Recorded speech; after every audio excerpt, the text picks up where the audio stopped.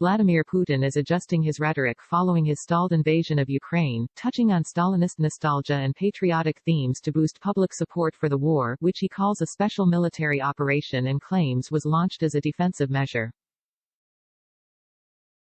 In a speech Thursday, he peppered his remarks with Stalin-esque dog whistling and warnings of a fifth column of Russian scum and traitors working to undermine his ambitions from within, according to a translation of his remarks.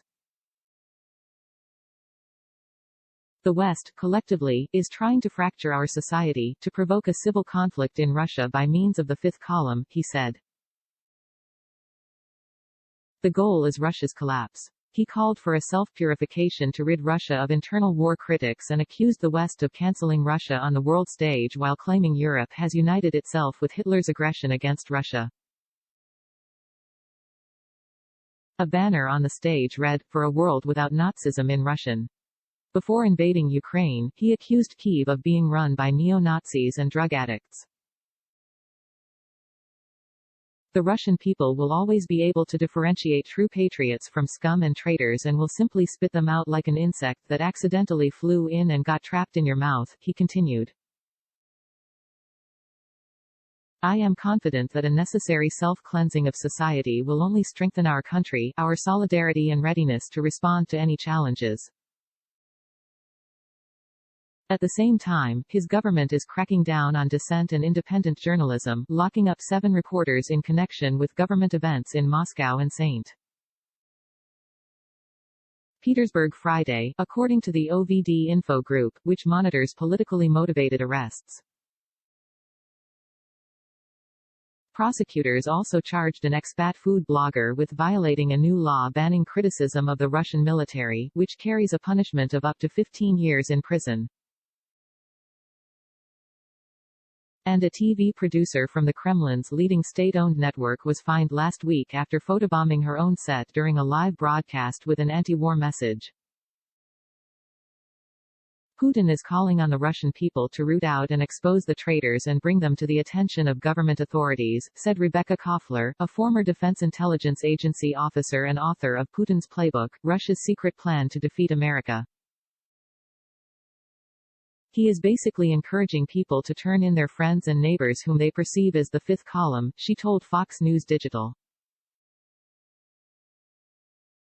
It's an equivalent of the Red Terror period during Stalin, who galvanized the Russians to look for the enemies of the people and turn them into secret police.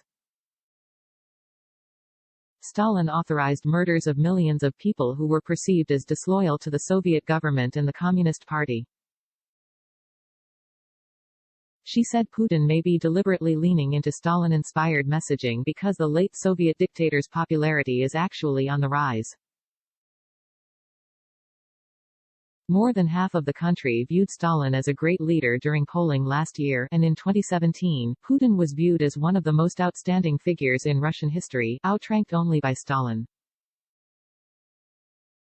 What Putin is now counting on is there will be a red terror, again, like we had back in Stalin's time, and that people will be afraid to speak the truth, fearing somebody will overhear and report on you, Koffler explained.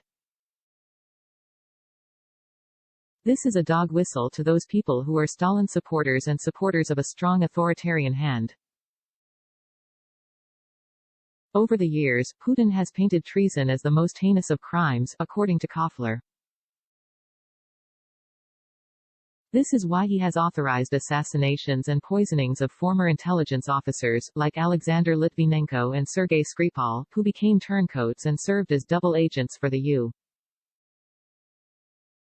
U.S. and Western intelligence, she said. Dmitry Ivanov, a 22-year-old anti-war activist from Moscow, told Reuters that within hours of Putin's remarks, his mother found threatening graffiti outside their shared apartment. Don't betray the motherland, it warned. He told the outlet that at least 3 other people, 2 activists and a journalist, found similar graffiti that evening. Natalia Bugayova, a non-resident National Security Research Fellow at the Institute for the Study of War in Washington, D.C., said Putin has steadily progressed from an authoritarian toward totalitarianism over his 20 years in charge. He has a strong control of the flow of information within Russia and effective security forces capable of clamping down on protests quickly with minimal resources. But he could face risks if he overextends his resources. You cannot be a Stalin without an oppression regime large enough to act, Bugayova told Fox News Digital. He's still very strong, but this is the first time I think there will be a challenge there to act on his increasingly authoritarian agenda. The situation hasn't immediately made Putin's grip on the country vulnerable, she said. However, it does mean there are vulnerabilities if someone were to take advantage of them. The repression security services are used to comfortable living and need to be economically supported, she said. I think this is the first time where that might be called into question. Because of the effects of sanctions, they might make it challenging for Putin to feed his whole repression regime. Even so, Putin's aggressive denunciation of traitors could solidify his control without a new red terror by simply driving people out. I think he's betting on the following, Bugayova said. First, keep only those in Russia who subscribe to his agenda, or those who may not subscribe keep them silenced or marginalized, and drive everyone else out. Unlike the former subjects of the Soviet Union's Iron Curtain, Russians who want to leave the country now can choose to do so, at least ostensibly. Their goals, however, may be complicated by increased costs, COVID-19 travel restrictions and Western sanctions, Bugayova said. Kremlin spokesman Dmitry Peskov has also claimed that Russians critical of the war or of Putin's government were removing themselves voluntarily. They are vanishing from our lives themselves. Some people are leaving their posts, some are leaving their active work life, some leave the country and move to other countries, Peskov told Reuters Thursday. That is how this cleansing happens. During Putin's rally Friday dedicated to the 8th anniversary of Russia's annexation of Ukraine's Crimea region, he left out the rhetoric about a fifth column of infiltrators and aimed at bolstering public support for the war in Ukraine, according to Koffler. He invoked patriotic symbolism, the Bible and proud moments of Russian history, she said. Putin's speeches come as his Russian military's advance has halted in Ukraine, facing a military resistance Western analysts say the Kremlin gravely underestimated. Bugayova called the miscalculation there mind-blowing, especially 8 years after Russia's invasion of Crimea in which, she said, the Kremlin wanted to seize 6 regions from Ukraine but had to settle for portions of 2. To me, that suggests the information flow and that analytical flow from top to bottom in the Kremlin is broken, Bugayova said. Putin is, because of that, losing a bit of touch with factual information on the ground. I wouldn't say he's going crazy. Still, experts fear that as Moscow's ground troops continue to falter, the Russian military will continue to escalate attacks on civilian targets in an effort to force Kyiv into concessions in order to end the conflict, a doctrine of escalation to de-escalate.